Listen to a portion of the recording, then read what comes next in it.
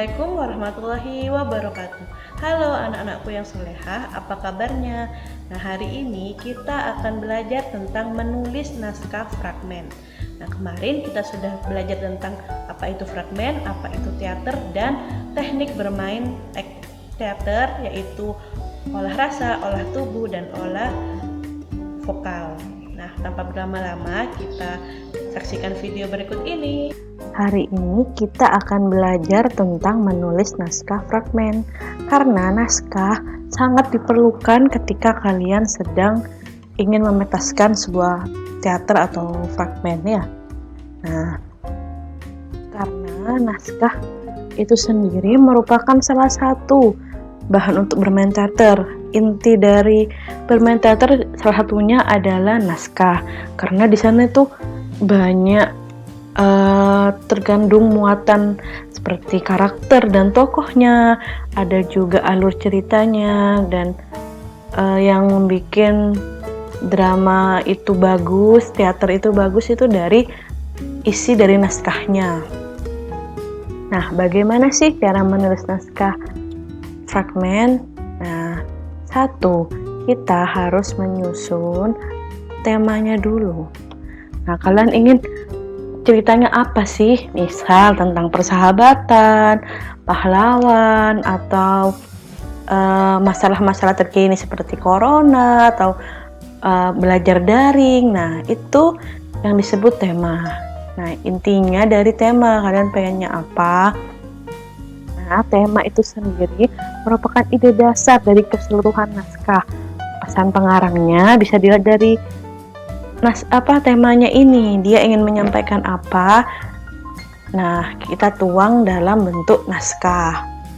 Nah, yang kedua, kita menentukan alur cerita.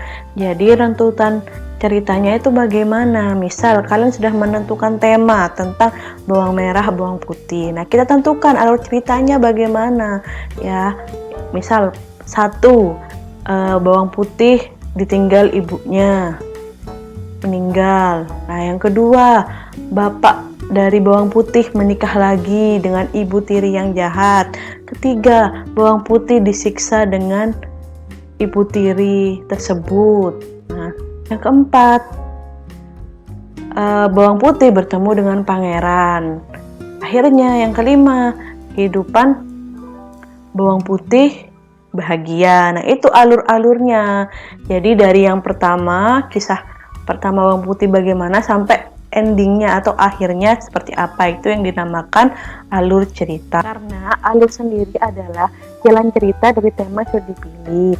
Alur merupakan rangkaian cerita yang disusun dari awal sampai akhir hingga terbentuk cerita yang jelas dan utuh. Jadi harus ada awalannya, ada klimaksnya, intinya yang paling mendebarkan, yang paling poinnya di inti, terus endingnya bagaimana atau akhirnya bagaimana, itu harus jelas di alur cerita.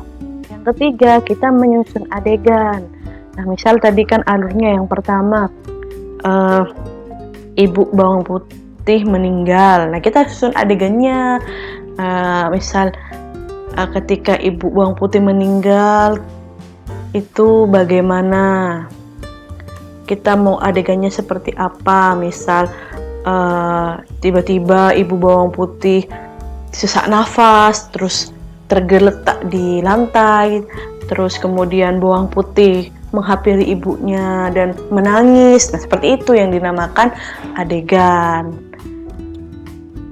Nah, di suatu adegan itu akan diketahui tokoh-tokohnya siapa aja. Misal yang Ustazah sebutkan tadi, nanti tokohnya ada bawang putih dan ibunya. Yang bawang putih melihat ibunya sesak dan tergeletak, nah ibunya yang sedang sakit dan tergeletak. Jadi ada dua tokoh. Begitupun dalam adegan, dipilih peristiwa atau kejadian yang mulai tahap pengenalan sampai paling menarik sebagai puncak,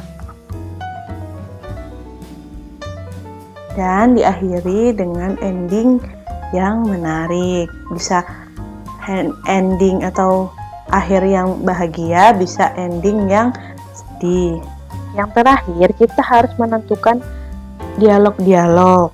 Nah, karena di dialog-dialog ini kita juga harus menentukan dengan karakter atau kepribadian dari tokoh kita. Misalnya dari bawang putih, dia penyabar, dia berkata lembut. Nah, misal yang ibu tiri, dia pemarah, suka ngomong keras. Nah, kita harus tentukan itu juga di menentukan dialog-dialog.